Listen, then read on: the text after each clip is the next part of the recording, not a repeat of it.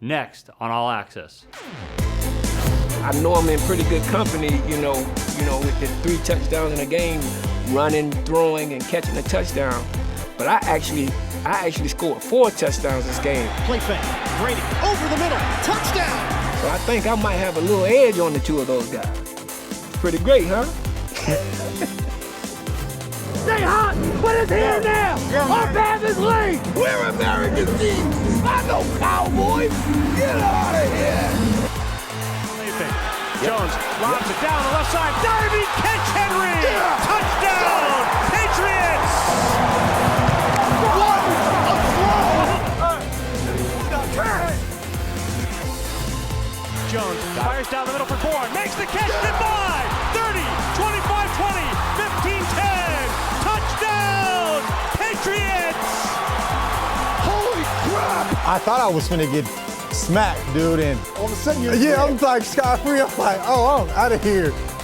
Take a look at the New York Jets, Coach. Obviously, a lot of good receivers. And you can see the chemistry starting to develop here between the quarterback and the receiver, and just that little motion or nod. And there he is. He's chucking it. It's like you did, Scott. I mean, he's throwing it 60 yards, not even really striding into it.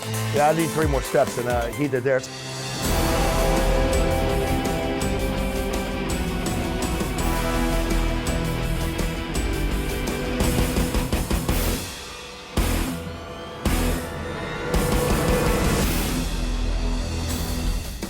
The Patriots go toe-to-toe with the Cowboys, but fail to land the knockout punch and drop into 2-4 on the season. Hello and welcome to Patriots All Access presented by GEICO. I'm Steve Burton. It's time to go back to work as New England hopes to win its first home game of the season when they take on the New York Jets. But before we look into that matchup, we kick things off with a look back at the sights and sounds from last week's defeat to Dallas.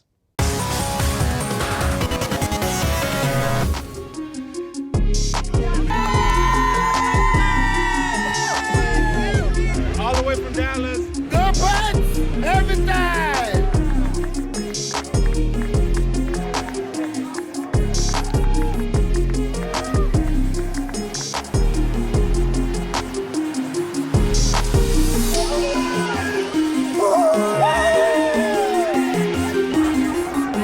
Love you. Fellas, our path has been laid. Our path has been laid. We got another team over there that's rolling. Stay hot, but it's here now. Our path is laid. We're American team. I know Cowboys. Get out of here.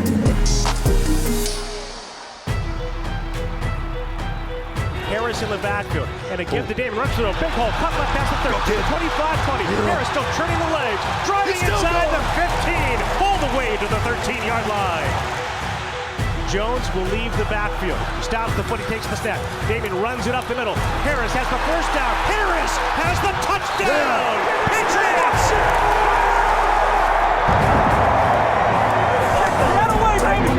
Good start. Good start. Here we go, brother. Jones lobs it down the left side, diving catch, Henry! Touchdown, Patriots! What a throw by Mac Jones!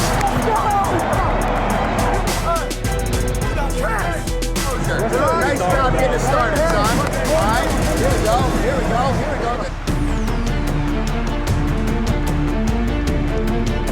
Stands back, fires down the middle, pass is going to be batted and intercepted. Off the deflection, Duggar runs it to the 5, Duggar to the 10, 15, near side 20. Duggar is tripped up and spirals across the 25.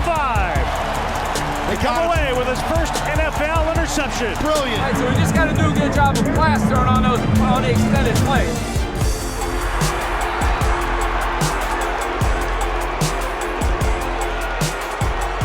Prescott bent at the waist, extends the hands, takes the snap. He's looking right, throws a fade back corner of the end zone, pass on target. Lamb has it, touchdown Dallas. When the Cowboys have gone in front. That was sexy. You don't have a choice. They're going to fucking do what we do, fellas. Nothing special. Nothing special. Take the lead now. One drive right here, fellas. Let's go. That's all it takes, baby. Harris in the back that takes the handoff. A run out the middle. Burst across the 30. Past the 25. Pushing Diggs forward inside the 20. Cowboys trying to rake the football free. It's Diggs and Harris one-on-one. Mano a mano all the way to the 15-yard line. First down, Patriots. And Stevenson, the rookie, takes the handoff. Rams to the left side. Touchdown, Patriots.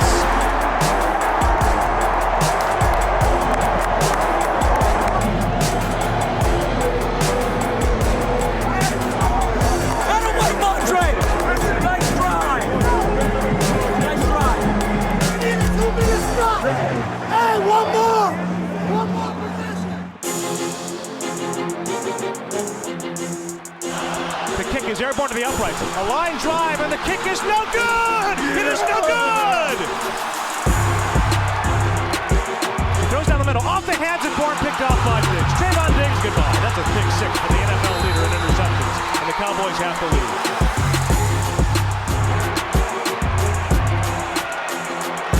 Jones fires down the middle for Bourne, makes the catch, goodbye! 30, 25, 20, 15, 10, touchdown, Patriots! Holy crap!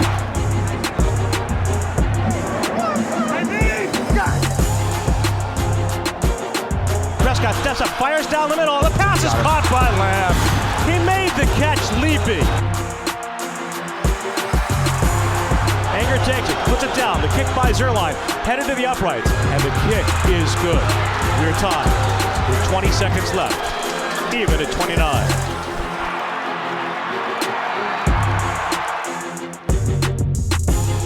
Prescott with a play fake to Elliott, rolls to his right. He throws back down the right side, wide open. Lamb catches the 10. Cowboys are going to win it. He's into the end zone. Touchdown, Dallas. The games that we've lost, we've been 2 or 3 plays away, but we can't hang our heads. We just have to come back tomorrow, get up early, and come back to work. Welcome, everyone, to our Bob's Disc Conference Studios with Mike Reese and Paul Perillo. Okay, let me start by saying this. Yes, they're 2-4, okay? But I don't think they're as bad as the 2-4 record indicates. Agree or disagree? Yeah, I'm going to side with disagreement here, and I know a lot of the players, that was the message. We saw a lot of tweets, even in the immediate aftermath of the game, Mike, a lot of different players talking about, you know, being 2-4 but not a bad team. And I think when you look at the way they've lost some of these games, it's hard to just say, like, well, we're not really scoring consistently enough. You're not coming up with stops defensively consistently enough when the game is on the line. You're getting punts blocked for a couple, twice in 6 games you're getting punts blocked. About the only thing that I would say is rock solid, consistent is Nick Folk in the field goal department. Other than that, they have, I think, myriad issues across the board. Everything Paul mentioned to me are things that bad teams do, Steve. And Bill Parcells once said, you are what your record says you are. And at the end of the day, the bottom line is you are a 2-4 team. And I think I know what the players are saying, Paul. Like, they shouldn't be 2-4. Like, they've played teams close enough to not be 2-4. But it's sort of a bottom line business, and they are a 2-4 team. You mentioned the C word, close. That's part of the problem with this football team right now. How do they close out the close games? 3 of their losses have been close games, and they come right down to the wire and haven't been able to close it out. Right, and it's just mistakes. And it would be one thing if I felt like it was just like, well, they keep doing the same thing. And you can fix that. Like, well, you're finding a way to, you can't stop the run, or you can't. But it seems to me it's a different thing all the time, Absolutely, you're a fumble away from taking the lead in the opener. You're coughing up the ball too often. You sort of fix some of those issues against Dallas, and then other things prop up. They have to find a way to play more consistently on both sides of the ball for 60 minutes, and they really haven't done that yet. Even in the wins, Mike, I don't think they've played 60 minutes of good football. No, I agree. And these games come down to truly 1, 2, maybe 3 plays. And what you're asking, Steve, is how do they make those 1, 2, or 3 plays? And to be fair to the players, like, I think there are times they're not always put in the best position to make those plays. And I would just point out, 3rd and 25 in this last game. Like, I'm not sure you have the right personnel on the field. With why not 7 defensive backs instead of 6? And so there are times where I think it's on the players to make the play, but I think it's everyone. It's not just the players. Everyone's got to tighten this thing up. So give me a silver lining. Well, I mean, I do think there's a lot of hope with regard to the quarterback. I think Mac Jones is, he's got some physical limitations and he's still learning, but the toughness, I think, is off the charts, Mike. I think, the resilient nature that he's shown, I think will really bode well for him down the road. I think he is establishing himself as a leader in that locker room. I think the players like playing for him, and there are definitely a lot of signs of better things to come. I would second everything Paul said. Once you have a quarterback, you have a chance. So that's the biggest silver lining. But let me go to the other side of the ball. Defense and stopping the run, specifically. Like that goal line stand, 4 plays from the 1. Yeah, like impressive. I love that. That's Toughness. tough. And I think the last 2 weeks, and I know one of them was against Houston, not the best team, I think they've defended the run overall better than I've seen, and so that's something to build off of. All right, you guys are so good, I can't let you leave. We'll see you a little later on in the show. Sounds good. We'll be back with more Patriots All Access right after this. Coming up on All Access. We sit down with Patriots receiver Kendrick Bourne. What's the mood of this football team right now? I think the mood of the football team is confident. And later, we remember a record-breaking performance from 20 years ago. Who are these guys? This was the second touchdown of the game. You're watching Patriots All Access. Patriots All Access is brought to you by Bank of America, official bank of the New England Patriots. By Putnam Investments and the New England Patriots, proud partners committed to an active game plan on the field and off. And by Pepsi. That's what I like. Pepsi, official soft drink of the New England Patriots.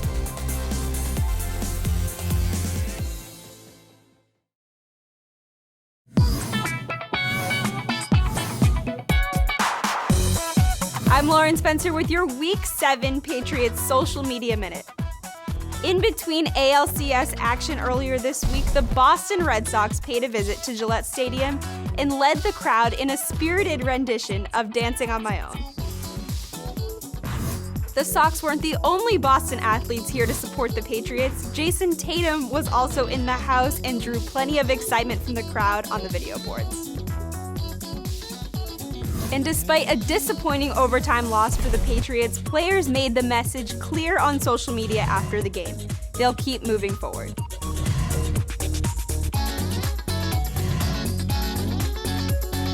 That's all for this week's Patriots Social Media Minute. I'm Lauren Spencer. What must New England do to get over the hump? Dan Roach checks in with a Patriots team determined to get back on track.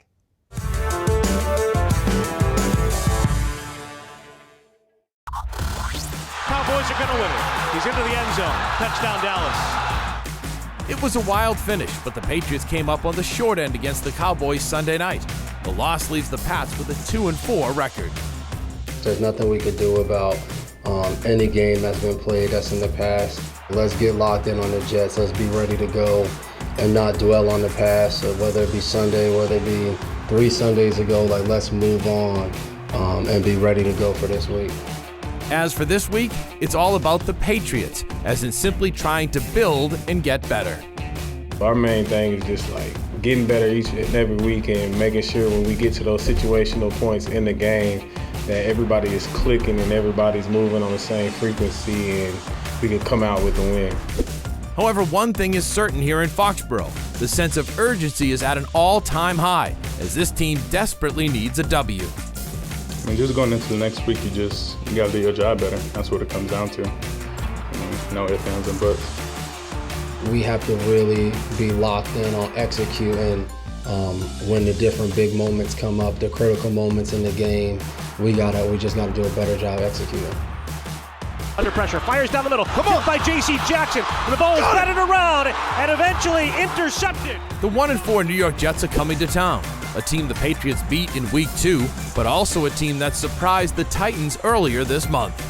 We got to be ready to go, and just because you played somebody once, it doesn't mean anything. You got to play really hard and smart, tough football. Patriots kicker Nick Folk needs just 1 field goal to reach 300 for his career. He would become the 35th kicker in NFL history to have 300 and the 6th active kicker. The all-time NFL leader in field goals made? Adam Vinatieri with 599. For Patriots All Access, I'm Dan Roach.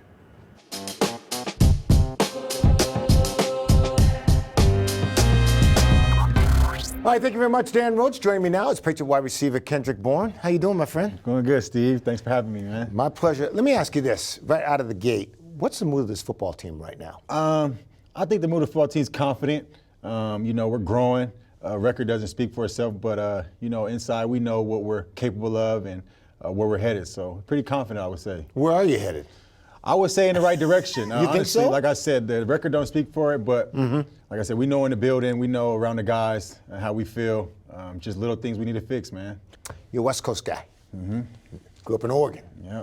Now you're on the East Coast. Yeah. What's the difference between the two? I would say the weather. It's not from Portland. I'm from Portland, so it's pretty cold over there, but it's bipolar over here for sure, man. One day we get a hot day, one day we got cold. I know we're gonna get snow soon, so I would just say the different weathers, man. Just getting ready for each and every day. It's gonna be different. Coming from the West Coast, you notice the passion out here. You're a high energy guy. You bring energy to this team, and they feed off that. No doubt. Were you always a high energy guy? Yeah, always. And it's definitely different, man. The fan base has embraced me wholeheartedly. Like, when I first signed over here, like they're all following me, hitting me up, trying to figure out who I am, what I'm about.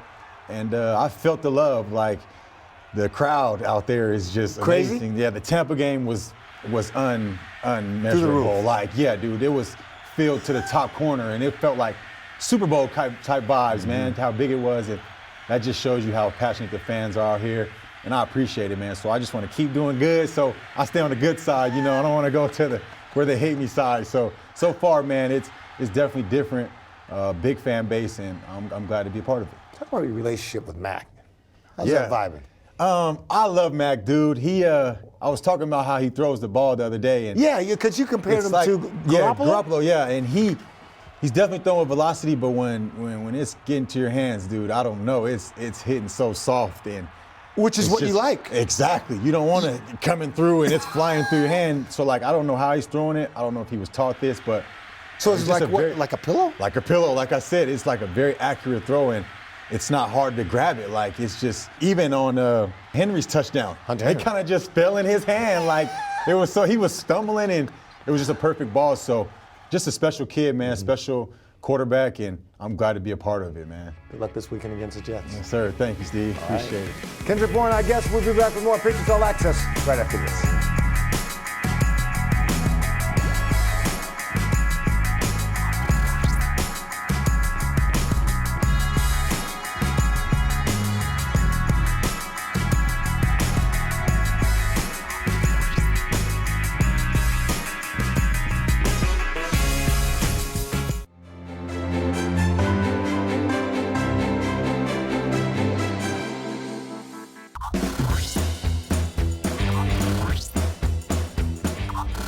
Congratulations to Blue Hill Regional Technical School head football coach Ed Madden, who has been named this week's Patriots High School Coach of the Week.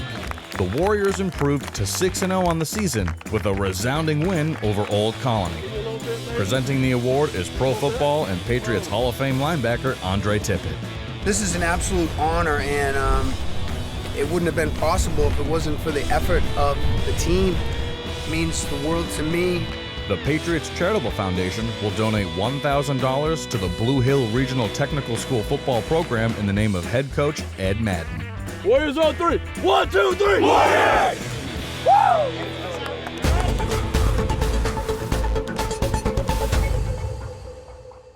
Welcome back to Patriots All Access. Time to sit down and have coffee with the coach. Coach Belichick joins me now, and sort of getting to the point of the year, 6-7 weeks into the year, and I remember doing these shows with you and many other years prior to this. You said, this is about the time where I get to really know the type of football team that I have. What do you know about your team through 6 weeks now of regular season football?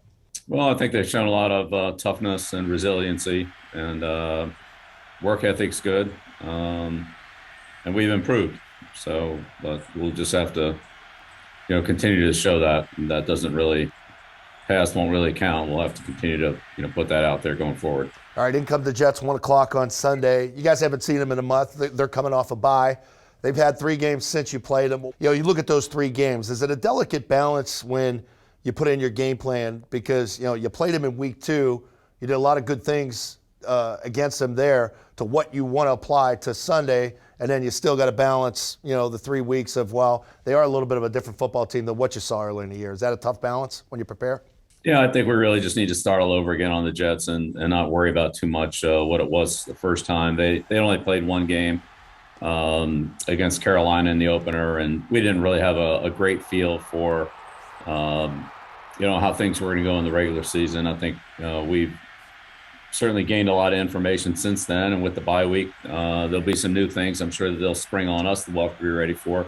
But I think that they've started to develop a little bit of a little different style of play than what we had anticipated going into that second game. And some of the roles of their players have become more declared, and what they're trying to do, they've gotten better at it, and some things that they weren't doing as well, it looks like they maybe have gotten rid of or are spending less time on and trying to focus on the things that have been more productive for them. So it's a new week of preparation, and we're going to really have to do a good job on it, not think that this is the way it was in week 2, because it really isn't. All right, time now for the Ace Ticket Twitter question of the week, and it comes from @BWalsh1026. Said Saturday, it's the annual Patriot Hall of Fame induction ceremony. Richard Seymour is going in. What do you remember most about Big C? Well, C was a very dominant player for us during the years that he was here, and started off playing nose tackle in 2001, and before we were able to move him to his natural position of defensive end. And he really excelled with his length, in terms of rushing the passer and, working against shorter interior linemen. He had a tremendous athleticism to play on his feet, to play strong, and to play with a lot of length. And he was a very versatile player and a very productive player. And we still show a lot of clips of the way Richard did things as an example for our players to try to, do it that way as well. Many, many moons ago, I remember a post game, someone asked you, well, he didn't have any tackles or any sacks. And I think your reply was, you didn't see the game today then, did you? Yeah, he affected the game. He sure did. He drew a lot of double teams and a lot of pressures that sometimes forced the quarterback into somebody else for the play. But he was a pretty disruptive player. All right, good stuff, Coach. When you ask the coach a question, you have to follow the team on Twitter @Patriots, hashtag it AskBB. Jets coming in. They got some firepower on offense. Young quarterback. We talked about him week 2, but a couple receivers, right? We're going to look at?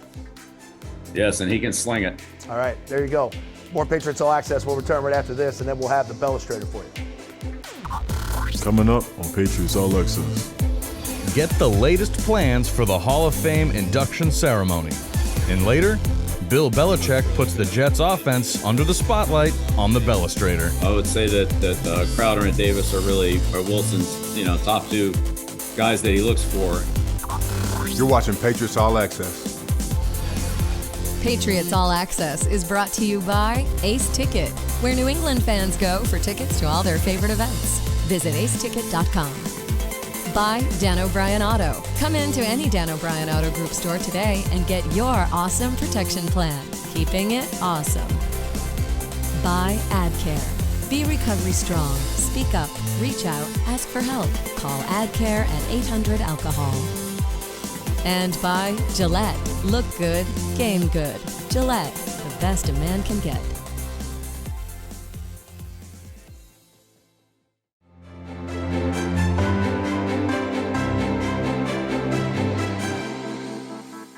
This player profile is brought to you by Pepsi.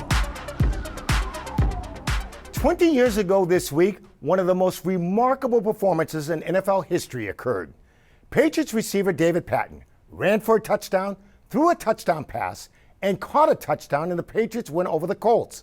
Patten is joined by Hall of Famers Walter Payton and LaDainian Tomlinson as the only players to accomplish this feat.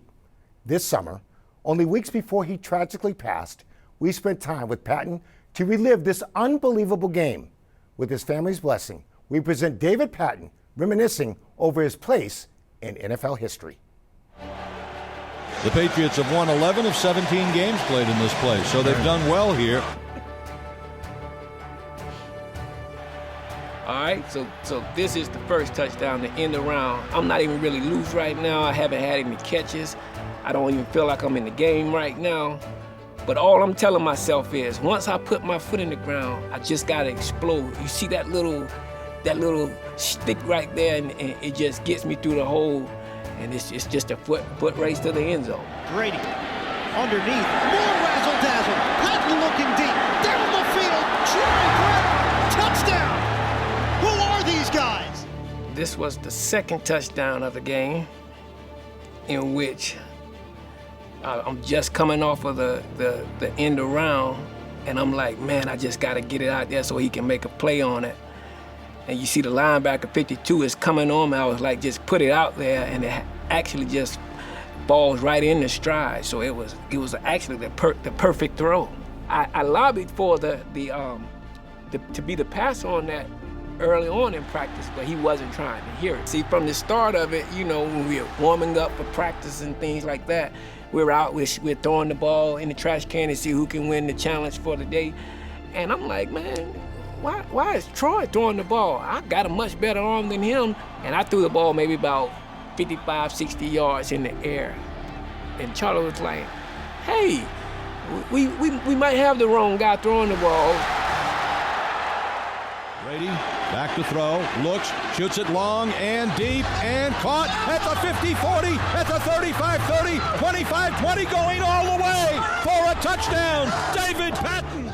This is my third touchdown of the day, and now I'm jacked up. I'm feeling like, man, ain't nothing going wrong today. I'm just feeling like I gotta get off the line. And as you can see, he doesn't get any type of jam on me.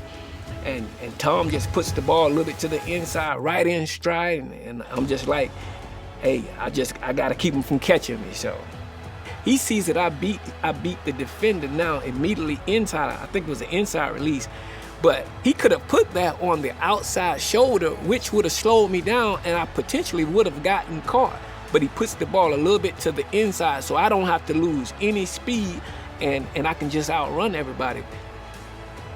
Hey, I know I'm in pretty good company, you know, with the 3 touchdowns in a game, running, throwing, and catching a touchdown. But I actually scored 4 touchdowns this game. At the conclusion of the game. Action fake to the end zone, touchdown, David Patten. What a catch. Oh, brilliant catch, his 4th touchdown of the game. So I think I might have a little edge on the 2 of those guys. That's pretty great, huh?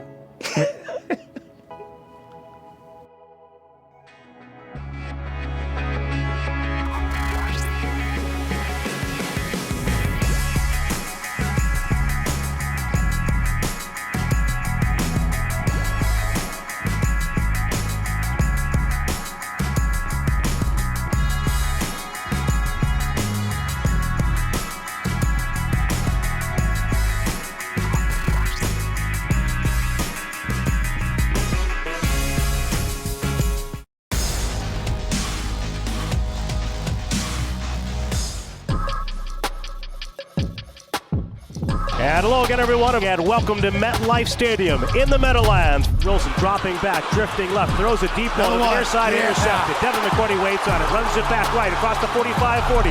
11th consecutive defeat at the hands of the Patriots, who today celebrate their first win of 2021. Thought we did a lot of great things in the first game, but the score doesn't reflect it at all because you turn the ball over, and the turnovers they're going to kill you. But I don't think it's the final score is really indicative of what actually happened in the game when you study play for play. Obviously, they've got a Hall of Fame coach, they've had Hall of Fame players, and a lot of respect for the organization, but they're another team that's in the way of us trying to be our absolute best, and that's the main focus.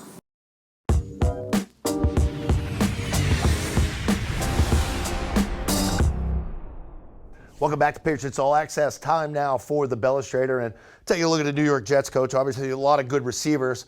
Start with Corey Davis here, running it pretty good against his old team, the Titans here. Yeah, Scott. Corey had a big day against his former team, and here he is down here at the bottom of the screen, and he runs an out route here, and he does a nice job of pressing the corner and then snapping it off, and you can see the kind of separation here. He gets to the top of the route, and Wilson. Which we'll see plenty of him in this clip and these clips. Puts the ball right on him here, and then Davis makes a nice move on the sideline, stiff arms the corner. It's by the safety, picks up another 15 yards. So Davis is a strong runner after the catch, very tough to tackle, and gets a lot of extra yards once he has the ball in his hand. So, catching this ball here on a 47, 48-yard line, getting down at 33 adds another 15 yards to the play. All right, yards after catch there, and then of course, explosive, always keeping plays alive over the top here. Yeah, so this is another play here with Davis ends up over on the strong side, and this is a bootleg play where Wilson rolls out to his right, and here's an over route and a flag route outside, and Davis kind of just takes off here on a deep over. You can see Wilson kind of pull up here and motion to him to go deep right there. Yep. Which he does, and he just turns it up there, and Wilson makes a great throw, splits two defenders here, and chucks it 50 yards right on the nose, and hits Davis right there for a touchdown. So again, you can see the chemistry starting to develop here between the quarterback and the receiver, and just that little motion or nod, and there he is. He's chucking it just like you did, Scott. I mean, he's throwing it 60 yards, not even really striding into it. Yeah, I need 3 more steps, and he did there. It's amazing, for his size, he gets that much power on the football. And, they challenge him to go vertical here. And we're going to take a look at Cole. And this is down the right sideline here. Why don't you talk us through this one? This is more of a designed drop back pass. The last one we saw was a little bit of a bootleg play. But again, this gives you a look at Wilson's athletic ability. He scrambles out of the pocket and is running over here to his right. And Cole's down here at the bottom and sees him scrambling, and then just instinctively turns up here. A little bit like the play we just saw with Davis, kind of an improvised extended play. Cole turns it up, and you see Wilson, running towards the sideline, and just, throws it across his body, just chucks it, and Cole makes the adjustment, and there's another one 60 yards in the air, and again, not stepping into it at all here. Just that's all arm, but he can really zing it and put it on the money.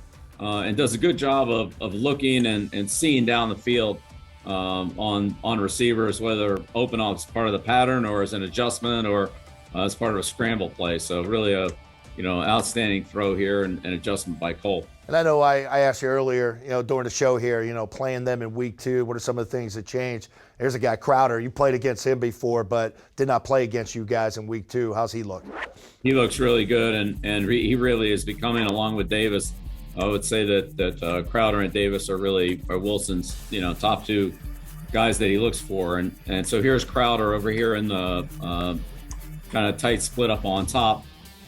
This is Davis in motion, and this is a tough play for the defense. But first of all, this is one of the things that Wilson does is he just takes plays that look like they're not going to turn into much. Here he bobbles the snap, picks it up, regains his composure, looks downfield, and on this play they have Davis run across the field this way and Crowder run across the field this way, trying to get leverage on their man coverage defenders, and see Crowder breaking open here. Wilson picks him up and puts it right on him for a big gain. And again, these are some of the big plays that they had against their win against the Titans a couple weeks back. So Crowder being back on the field is certainly a big boost to the Jets' pass offense. All right, Coach. 1 o'clock game here at home, back in the division. Good luck on Sunday against the Jets. Go get them. All right, appreciate it. Thanks, Scott. All right, there you go. There's your Belestrator. More Patriots All Access. We'll return right after this. Patriots All Access is brought to you by Bank of America, official bank of the New England Patriots. By Putnam Investments and the New England Patriots, proud partners committed to an active game plan on the field and off. And by Pepsi. That's what I like. Pepsi, official soft drink of the New England Patriots.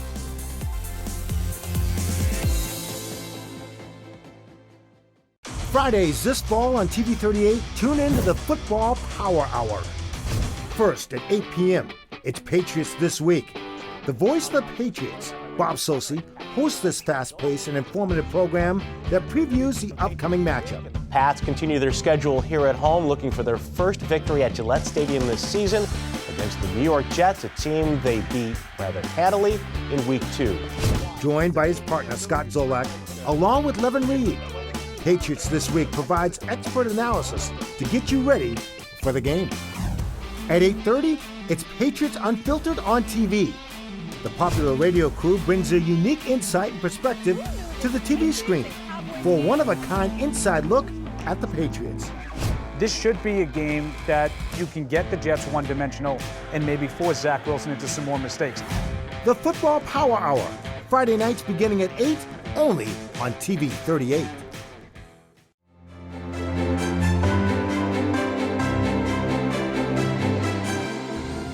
Patriots fans, you don't want to miss Saturday, October 23rd at 3 p.m. on the Plaza at Gillette Stadium when the Patriots host their Hall of Fame induction ceremony. Three-time Super Bowl champion and three-time Pro Football Hall of Fame finalist Richard Seymour will be honored. In addition, the team will also honor Tracy Sermonte, the longtime cheerleader director for the past 27 years, the first woman to be inducted into the Patriots Hall of Fame.